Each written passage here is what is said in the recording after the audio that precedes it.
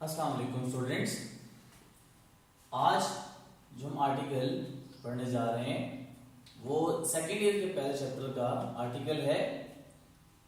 Start करते हैं article को, जो आपका है electric potential at a point.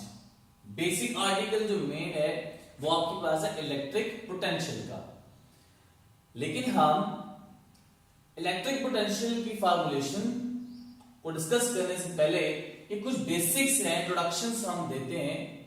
हम पहले electric potential at a point के बारे में स्टडी करते हैं, फिर हम पढ़ेंगे कि आपके पास इलेक्ट्रिक पोटेंशियल डिफरेंस क्या होता है, और फिर हम उसकी यूनिट एंड देन हम जाएंगे उसकी फॉर्मूलेशन की तरफ। ठीक है, अब आपके पास है electric potential at a point, यानी आपके पास कोई भी एक चार्ज है और उस चार्ज के करीब कोई भी एक पॉइंट आपने लोकेट कर लिया है और आप उस पॉइंट के ऊपर इलेक्ट्रिक पोटेंशियल देखना चाहते हैं, तो आप कहेंगे क्या कि उसका पोटेंशियल कितना है, ज्यादा है, कम है, तो वो हम जाके आगे स्टडी करते हैं।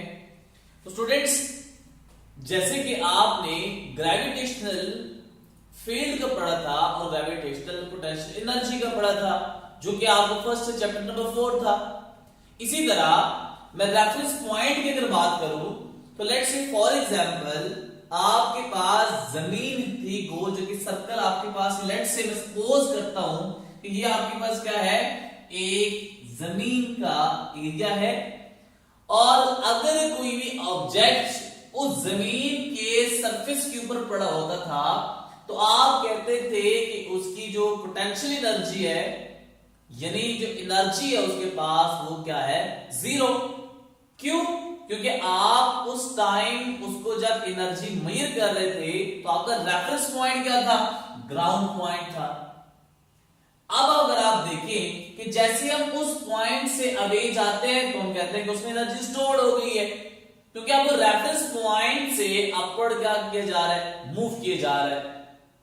और हमने एक पॉइंट ऐसा लोकेट किया था कि अगर हम ग्रेविटेशनल फील्ड से बाहर निकलना चाहते हैं तो एक बहुत दूर सा पॉइंट हम लेते थे कि एक इंफिनिटी पॉइंट था जहां पे ग्रेविटेशनल इफेक्ट क्या था, जीरो। अब वहां पे अगर आप देखें तो फर्स्ट में हमने क्या किया था कि एब्सोल्यूट पोटेंशियल एनर्जी को फाइंड आउट किया था, और एब्सोल्यूट पोटेंशियल एनर्जी का जो रेफरेंस पॉइंट था वो आपके पास क्या था, इंफिनिटी था। यानी उस पॉइंट के ऊपर ग्रेविटेशनल फील्ड की वैल्यू आपके पास क्या थी, जीरो। तो उस रेफरेंस पॉइंट को आप कंसीडर करते थे और आप एक मास m को किसी भी पॉइंट के करीब लेके आते थे। तो जैसे वहां पे ग्रेविटेशनल फील्ड का कॉन्सेप्ट था, यही कॉन्सेप्ट हम यहां पे कंसीडर करते हैं। फॉर एग्जाम्पल आपके पास एक कोई भी पॉजिटिव चार्ज है और ये जो आपके पास सर्कुलर शेप में है, इसको मैं कहता हूं लेट्स से कि आपके पास क्या है, उसकी इलेक्ट्रिक फील्ड है। अब अगर आप देखिए कि मैं कोई भी एक चार्ज जो कि टेस्ट चार्ज है, जो Q0 है, वो एक इंफिनिटी पॉइंट पे मैंने रखा हुआ है, और इंफिनिटी वो पॉइंट है जो कि आपका रेफरेंस पॉइंट है, और उस पे आपने क्या कहा हुआ है कि आपने इस पोटेंशियल के इसके मुकाबले में उसकी वैल्यू क्या है, जीरो। यानी वहां पे इलेक्ट्रिक फील्ड की वैल्यू क्या है, जीरो है। आप इस चार्ज को इस पॉइंट ए की तरफ अगर लेके आना चाहते हैं, जो कि मैं इस पॉइंट की तरफ फाइंड करना चाहूंगा कि इस पॉइंट पे इसका पोटेंशियल क्या होगा। तो स्टूडेंट्स, क्योंकि ये टेस्ट चार्ज आपके पास कौन सा है, पॉजिटिव चार्ज है, जब आप इस पॉइंट चार्ज को या टेस्ट चार्ज को इस पॉइंट ए की तरफ लेके आएंगे तो चूंकि उसकी पोलैरिटी भी पॉजिटिव है, यहां भी जो चार्ज है आपके पास वो भी क्या है, पॉजिटिव है, तो ये उसको क्या करेगा, रिपेल करेगा। उसका मतलब क्या हुआ कि there must be some repulsive force which is exerted by this charge on a test charge which is bringing from the point of infinity to a point A। जब आप इस चार्ज को इसके करीब लेके आएंगे तो ये उसके ऊपर क्या लगाएगा, रिपल्सिव फोर्स लगाएगा। अब देखिए कि अगर आपने इस चार्ज को इस पॉइंट तक लेके आना है तो आपको क्या करना पड़ेगा, इस चार्ज के ऊपर कंटिन्यूअसली फोर्स अप्लाई करनी पड़ेगी। जब आप फोर्स अप्लाई कर रहे हैं तो इसका मतलब क्या हुआ कि आप उस चार्ज के ऊपर वर्क लगा रहे हैं, वर्क कर रहे हैं कि वो चार्ज इस इंफिनिटी पॉइंट से इस ए पॉइंट तक आ जाए। क्यों? क्योंकि रिपल्सिव फोर्स को आपने क्या करना है, ओवरकम करना है, तभी ये पॉइंट यहां पे लोकेट हो सकता है उस चार्ज का। अब देखिए जितना आपने इस चार्ज के ऊपर वर्क किया है उस रेफरेंस पॉइंट जो कि इंफिनिटी पॉइंट से लेके पॉइंट ए की तरफ लेके आ रहे थे, तो उसका नाम आपके पास क्या कहलाता है, electric potential at a point. तो डिफाइन कैसे करते हैं हम, electric potential at a point is amount of work done in bringing a unit positive charge from infinity, infinity point से लेके आप चार्ज को जब मूव करा रहे होते हैं ए पॉइंट की तरफ, तो आपको उस चार्ज के ऊपर कितना वर्क करना पड़ता है वो आपके पास है इलेक्ट्रिक पोटेंशियल। लेकिन स्टूडेंट्स अगर आप देखें तो इसमें आगे फर्दर भी कुछ लिखा हुआ है, यानी from infinity up to the points by keeping it in electrostatic equilibrium. इसका मतलब क्या हुआ कि आपने उस चार्ज जो कि Q नॉट है पॉइंट ए की तरफ जब लेके आ रहे हैं, आपने उसकी स्पीड को भी कांस्टेंट रखना है। और आप उसकी स्पीड को कांस्टेंट कैसे रख रहे हैं, आप उसके ऊपर फोर्स अप्लाई किए जा रहे हैं, तो यहां से रिपल्सिव फोर्स है, यहां से फोर्स है, तो वो एक यूनिफॉर्म स्पीड के साथ क्या किया जा रहा है, डाउनवर्ड मूव किए जा रहा है। तो ये आपके पास याद है definition of electric potential at a point, और जिसका फॉर्मूला क्या होगा कि V is equal to W divided by Q naught, यानी work done per unit charge. अब आप देखें कि ये तो आपके पास क्या था, पॉजिटिव चार्ज, और आप टेस्ट चार्ज को इस एक पॉजिटिव चार्ज के करीब पॉइंट की तरफ लेके आ रहे थे। लेकिन यहां पर एक इंपॉर्टेंट बात है बेटा, अगर आप ये माइंड में ये क्वेश्चन भी आ सकता है कि अगर मैं यहां पे एक चार्ज जो कि पॉजिटिव कंसीडर किया हुआ है, अब मैं पॉजिटिव की बजाय नेगेटिव को कंसीडर कर लूं, तो मैं इस टेस्ट चार्ज जो कि पॉजिटिव है उसको जब ए पॉइंट की तरफ लेके आऊंगा, तो अगर आप देखिए जरा गौर करें तो क्या होगा कि ये पॉजिटिव चार्ज है, ये नेगेटिव चार्ज है। अब वो क्या करेगा, सीधा एक एक्सेलरेट होगा टुवर्ड्स पॉइंट ए, यानी अट्रैक्शन फोर्स है, तो खुद ब खुद चार्ज इस पॉइंट ए की तरफ मूव करेगा। अब हम इसके ऊपर कोई फोर्स तो नहीं लगा रहे, जब हम फोर्स ही नहीं लगा रहे तो वर्डन भी नहीं हो रहा, जब वर्डन नहीं हो रहा तो आपको पोटेंशियल भी नहीं होगा। तो बड़ी इंपॉर्टेंट बात यहां पे बेटा गौर से देखें कि अगर यहां पे ये केस कंसीडर किया जा रहा है, इसका मतलब है कि डेफिनेशन हम अप्लाई नहीं कर सकते, डेफिनेशन तो गलत हो गई। लेकिन स्टूडेंट्स एक बड़ी इंपॉर्टेंट बात कि जब पॉजिटिव चार्ज को जैसे आप यहां से छोड़ेंगे तो ये डाउनवर्ड मूव करेगा किधर, टुवर्ड्स पॉइंट ए। जरा इमेजिन करें कि अगर आपके पास जमीन है और अगर आपने किसी भी ऑब्जेक्ट को इस पॉइंट पे लिया हुआ है, तो जैसे ही इस पॉइंट से आप इस ऑब्जेक्ट को छोड़ेंगे तो वो डाउनवर्ड मूव करेगा टुवर्ड्स अर्थ। लेकिन जैसे आप छोड़ेंगे इस टाइम उसकी स्पीड क्या है, 0। तो जैसे ही डाउनवर्ड मूव की तरफ किया जाएगा तो उसकी स्पीड क्या होती जाएगी, इंक्रीज होती जाएगी। अब देखिए जब स्पीड इंक्रीज हो रही है, पहले 0 फिर 1 2 3 4 अप टिल 2 ये पीछे जाते हुए स्पीड बढ़ाता जाएगा। लेकिन हमने क्या किया हुआ है, इन इलेक्ट्रोस्टैटिक इक्विलिब्रियम, आपने इसको क्या करना है, इलेक्ट्रोस्टैटिक इक्विलिब्रियम में रखना है। इसका मतलब क्या हुआ कि जब आप इस चार्ज को डाउनवर्ड मूव करेंगे तो आपको फोर्स लगानी पड़ेगी इन अपवर्ड डायरेक्शन, इसलिए कि आप उस चार्ज को इलेक्ट्रोस्टैटिक इक्विलिब्रियम में रख सके। तो इसका मतलब क्या हुआ, जब आप इसकी स्पीड बढ़ानी है तो फोर्स लगाएंगे, जब आप फोर्स लगाएंगे तो क्या होगा, उसके ऊपर वर्डन कर रहे हैं, तो इसका मतलब है उसके में भी हम पोटेंशियल आपके पास होगा, और यही डेफिनेशन हम उसमें अप्लाई कर सकते हैं। ये बड़ी इंपॉर्टेंट बात जो आपने बेटा क्या करनी है, याद रखनी है, जो कि कंसेप्चुअल है बड़ी। अब देखिए फॉर एग्जांपल अगर आप इलेक्ट्रिक पोटेंशियल डिफरेंस की बात करें तो इलेक्ट्रिक पोटेंशियल डिफरेंस क्या है। मैं सपोज करता हूं ये चार्ज आपके पास पॉजिटिव है और उसके करीब जो पॉइंट आपके पास है वो ए, और ये पॉइंट आपने क्या लगाया हुआ है, कोई भी पॉइंट बी कंसीडर किया हुआ है। तो अगर आप देखें तो ये चार्ज इंफिनिटी से मूव कराते हुए जब इस बी पॉइंट की तरफ लेके आएंगे तो चूंकि इंफिनिटी से लेके इस पॉइंट का जो डिस्टेंस है वो क्या है, कम है। जब डिस्टेंस कम हो गया तो आपको कम फोर्स लगानी पड़ेगी इस बी पॉइंट तक लेके आने के लिए।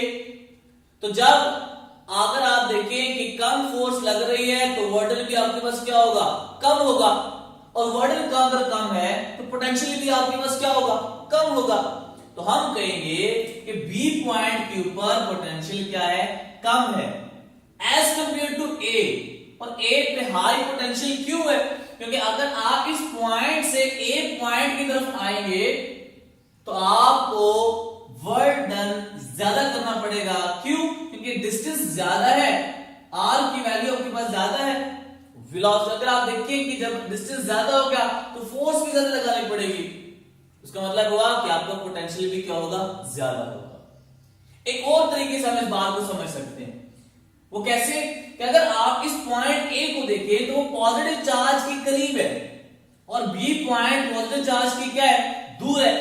तो हम कहेंगे कि जो ए पॉइंट है उसके ऊपर पोटेंशियल हाई है और बी पॉइंट जो कि इससे दूर है, हम कहेंगे यहां पे पोटेंशियल की वैल्यू क्या है, कम है। तो इसका मतलब क्या, हम डिफाइन कैसे करेंगे, electric potential is the amount of burden in bringing a unit positive charge from one point to another point by keeping it in electrostatic equilibrium। मिसाल के तौर पर आपने इस चार्ज को पहले इंफिनिटी से लेकर आ रहे थे, लेकिन अब आप एक इलेक्ट्रिक फील्ड में दो पॉइंट्स कंसीडर कर लिए। यहां से चार्ज को अगर आप मूव करा रहे हैं पॉइंट ए की तरफ तो हम कहेंगे कि चूंकि ये दोनों के दरमियान पोटेंशियल का डिफरेंस मौजूद है, इसको हम नाम देंगे कि क्या है, इलेक्ट्रिक पोटेंशियल डिफरेंस। और वो किसके बराबर होगा, क्योंकि यहां पे दो पॉइंट्स हैं, दो पोटेंशियल होंगे, इसका मतलब है कि delta V is equals to WAB, that is burden from A to B, या आप कह सकते हैं कि B to A divided by Q naught। ये आपके पास किसके बराबर होगा, फॉर्मूला इलेक्ट्रिक पोटेंशियल डिफरेंस का। यूनिट की बात करते हैं, अगर आप देखें कि अगर आप इस फॉर्मूले में देखिए आपके पास है delta V is equals to WAB divided by Q naught। अगर मैं यहां से इसकी यूनिट निकालना चाहूं तो मैं इसको लिख सकता हूं कि चूंकि वर्क आपके पास एनर्जी जॉल आपके पास आ गई, उसकी unit Q naught that is charge, उसकी यूनिट क्या है, कूलम। जॉल पर coulomb is the unit of electric potential difference, और इसी को हम नाम देते हैं कि आपके पास इसके बराबर होता है वोल्ट के। और 1 वोल्ट के बराबर कब होगा, जब आप एक कूलम का चार्ज इस पॉइंट बी से ए की तरफ लेके आएंगे और उसके ऊपर आपको वर्डन 1 जॉल के बराबर करना पड़े, तो हम कहेंगे कि उसके पास जो पोटेंशियल है वो आपके पास किसके बराबर है, 1 वोल्ट के। तो डिफाइन कैसे करते हैं, 1 volt is the potential difference of 1 volt if 1 joule of work is done in bringing a unit positive charge from one point to another। एक कूलम को चार्ज को मूव कराते हुए अगर आपको 1 जॉल का वर्क करना पड़ रहा है तो हम उसको नाम देंगे कि उसके पास इलेक्ट्रिक पोटेंशियल कितना है, 1 वोल्ट है। अब इलेक्ट्रिक पोटेंशियल एनर्जी क्या है, जब आप किसी भी चार्ज को मूव कराते हैं किसी भी फील्ड में और आपको फोर्स लगाना पड़े, वर्डन करना पड़ता है, तो वो वर्डन स्टोर हो जाते हैं in the form of energy उसमें। इस तरह अगर आप किसी भी फील्ड के अक्रॉस मूव करें, जैसे ग्रेविटेशनल फील्ड के अगेंस्ट अगर आप बॉडी को लेके जा रहे हैं तो उसमें ग्रेविटेशनल वर्क था, इसी तरह अगर आप कंसीडर करें कि मेरे पास कोई भी एक पॉजिटिव प्लेट, एक नेगेटिव प्लेट और इलेक्ट्रिक फील्ड लाइंस पॉजिटिव से नेगेटिव की तरफ और क्यू चार्ज को अगर मैं नेगेटिव से पॉजिटिव की तरफ मूव कराना चाहूं, that is against the electric field, मैं इसको मूव कराना चाहूं, तो उसमें जो एनर्जी स्टोर होगी वो आपके पास क्या होगी, इलेक्ट्रिक पोटेंशियल एनर्जी।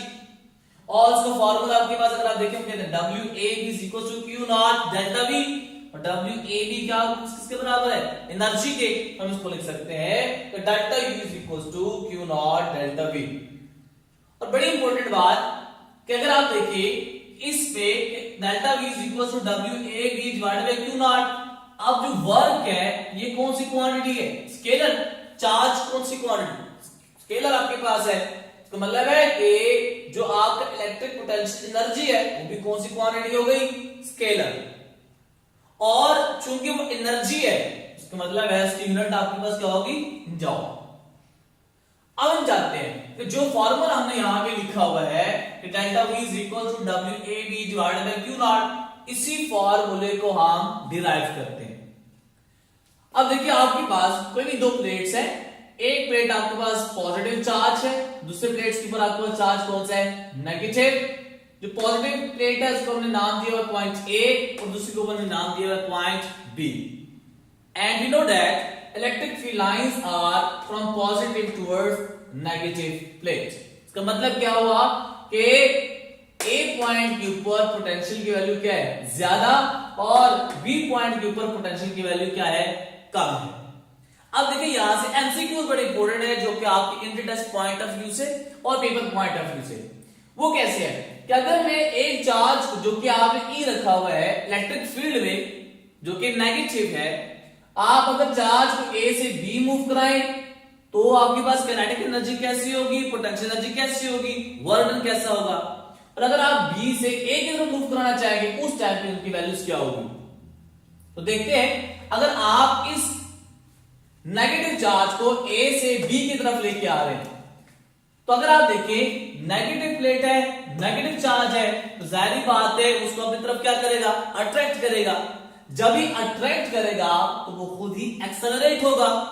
उस टाइम उसकी काइनेटिक एनर्जी आपके पास क्या होती जाएगी, वो डिक्रीज करते जाएगी, और पोटेंशियल एनर्जी उसके मुकाबले में आपके पास क्या करती जाएगी, वो इंक्रीज होती जाएगी। क्योंकि अगर आपको क्या करना, उसमें बर्डन करना पड़ रहा है। बी से ए की तरफ अगर आप देखें कि अगर आपने फॉर एग्जांपल कोई भी आपने क्या रखा हुआ है, नेगेटिव चार्ज रखा हुआ है, तो नेगेटिव चार्ज अगर आपने रखा हुआ है तो उस केस में अगर आप देखें तो ए से बी कोई भी बर्डन करना नहीं पड़ रहा। लेकिन अगर आप यहाँ पे पॉजिटिव चार्ज कंसिडर कर लें, जो कि अगर आप बुक देखें तो उसमें पॉजिटिव चार्ज कंसिडर किया हुआ है, तो अगर आप ए से बी की तरफ मूव कराएंगे तो इसका मतलब क्या हुआ कि पॉजिटिव चार्ज और नेगेटिव चार्ज दोनों की पोलैरिटी क्या है, ऑपोजिट, अट्रैक्ट होगा। काइनेटिक एनर्जी क्या हो जाएगी, डिक्रीज हो जाएगी, और पोटेंशियल एनर्जी क्या होगी, उसकी इंक्रीज। और बर्डन आपको करना पड़ रहा है वो किस फॉर्म में स्टोर होगा, as a point potential energy के। अब बी से ए की तरफ अगर आप देखें कि बी से अगर आपने क्या करना है, ए की तरफ लेके जाना है, तो उसमें देखें आप पॉजिटिव अगर नेगेटिव है तो उस केस में अगर आप देखें तो आपको यहां से लेके वहां तक मूव कराने के लिए वर्डन करना पड़ेगा। जब वर्डन करना पड़ेगा तो उस टाइम काइनेटिक एनर्जी क्या हो जाएगी, वो डिक्रीज हो जाएगी। पोटेंशियल एनर्जी आपके पास क्या हो जाएगी, इंक्रीज हो जाएगी। लेकिन अगर मैं यहां पे क्या करूं, एक नेगेटिव चार्ज को कंसिडर कर लूं, जब नेगेटिव चार्ज को कंसिडर कर लूंगा तो अगर आप देखें ये पॉजिटिव ये नेगेटिव अट्रैक्ट होगा अपर डायरेक्शन में, तो काइनेटिक एनर्जी इंक्रीज होगी क्योंकि खुद ही एक्सेलरेट होगा। पोटेंशियल एनर्जी क्या हो जाएगी, डिक्रीज। और क्योंकि आप उसके ऊपर कोई बर्डन ना भी करें तब भी जाके वो क्या होगा, वो एक्सेलरेट होगा। अब जो बर्डन आप कर रहे हैं वो किस फॉर्म में स्टोर हो रहा है, पोटेंशियल एनर्जी की फॉर्म में आपके पास स्टोर हो रहा है। एक पॉजिटिव चार्ज के लिए अगर आप देखें कि इस पॉइंट ए के ऊपर चार्ज होगा potential energy at point B, और UA को मैं इंडिकेट करता हूं किसे, potential energy at point A। इसका मतलब क्या हुआ कि delta U will be equals to burden F B to A। अब मैं कैलकुलेशन करता हूं यहां से कि डेल्टा U किसके बराबर है, WAB के। क्योंकि ये आपको किसको इंडिकेट कर रहा है, चेंज यानी difference in potential energy at point A and point B. तो अगर आप देखिए ये बनाएगा UA minus UB because potential energy at point A is greater as compare to the electric potential energy at point B या at place B. ये किसके बराबर आ जाएगा? WAB के। इसको आप नाम दे दीजिए किसके बराबर है? इक्वेशन A के। अब आप इस इक्वेशन को डिवाइड कर दें किससे? Q नॉट से। तो dividing equation QA by divided by Q naught. तो अगर आप देखें UA minus UB divided by Q naught is equals to WAB divided by क्या आ जाएगा? Q नॉट के बराबर आ जाएगा। और अगर आप इसको सेपरेट करके लिखें तो ये बनेगा UA divided by Q naught minus UB divided by Q naught is equals to WAB divided by Q naught. और अगर आप देखिए ये है electric potential energy divided by Q naught जो किसके बराबर है? पोटेंशियल एट पॉइंट A के। इसी तरह UB divided by Q not किसके बराबर आ गया? पोटेंशियल एट पॉइंट B के। तो इसको मैं लिख सकता हूं कि VA minus VB is equal to WAB divided by Q naught. और यही VA माइनस VB किसके बराबर होगा? डेल्टा V के। That is delta V is equal to WAB divided by Q naught जो कि ये सेम वही फॉर्मूला है जो आपने यहाँ पे इलेक्ट्रिक पोटेंशियल डिफरेंस के लिए लिखा हुआ था। तो हमने ये क्या किया? उसको मैथमेटिकली डिराइव कर लिया। अब हम देखते हैं कि अगर हम एक एमसीक्यू सॉल्व करें कि आपने क्या करना है कि जो चार्ज आपके पास है वो 10 माइक्रोकूलम है और आपने उसको यूनिफॉर्म इलेक्ट्रिक फील्ड में लेके जा रहे हैं तो उसके ऊपर वर्डन की वैल्यू क्या होगी? जो कि आप लेके जा रहे हैं जिन सरफेसेस के उसके आपके पास क्या है? वो इक्विपोटेंशियल सरफेसेस हैं। और ऑप्शन आपको गिवन है 10 joule, 5 joule, 3 joule and 0 joule. तो आपने ये याद रखना है कि जब आप इस इक्विपोटेंशियल सरफेसेस की बात करते हैं तो इसका मतलब क्या हुआ कि इस इक्विपोटेंशियल सरफेस पे जो पोटेंशियल है किसी भी पॉइंट A के ऊपर वही पोटेंशियल है किसी पॉइंट B के ऊपर, वही पोटेंशियल है किसी पॉइंट C के ऊपर अप टू इंफिनिटी। जितने पॉइंट्स उन सरफेस के ऊपर आप कंसीडर कर लें तमाम का पोटेंशियल क्या होगा? वो सेम होगा। इसका मतलब क्या हुआ कि अगर मैं देखूं तो डेल्टा V की वैल्यू आपके पास क्या बन जाएगी? 0। So there is no potential difference of equipotenशियल surfaces। इसका मतलब है कि जब आप फॉर्मूला लगाएंगे तो आएगा delta V is equal to WAB divided by Q naught. अब ये वैल्यू आपके पास क्या है? 0। So 0 is equals to WAB divided by Q not. Q not अगर आप लेफ्ट साइड पे लेके आएंगे तो वो मल्टीप्लाई क्या हो जाएगा? 0। तो ये बनेगा WAB is equals to 0। So there is no burden in equipotential surfaces। इसका मतलब क्या हुआ कि इक्विपोटेंशियल सरफेस के ऊपर अगर आप किसी भी चार्ज को मूव करवा रहे हैं तो वहां पे वर्डन की वैल्यू आपके पास क्या हो जाएगी? वो 0 हो जाएगी। तो ये कुछ बातें थी आपके पास इसके बारे में इलेक्ट्रिक पोटेंशियल और फिर हमने इसको मैथमेटिकली फॉर्मुलेशन भी कर ली और हमने आज डिफरेंस पढ़े इलेक्ट्रिक पोटेंशियल एनर्जी के बारे में और electric potential at a point के बारे में। उम्मीद है आपको ये लेक्चर समझ आया होगा। नेक्स्ट आर्टिकल में नेक्स्ट लेक्चर में हम एक नेक्स्ट नए आर्टिकल के साथ हाजिर होंगे जो कि आपके पास है electric potential in the form of a gradient. तब तक नेक्स्ट लेक्चर के लिए अल्लाह हाफिज।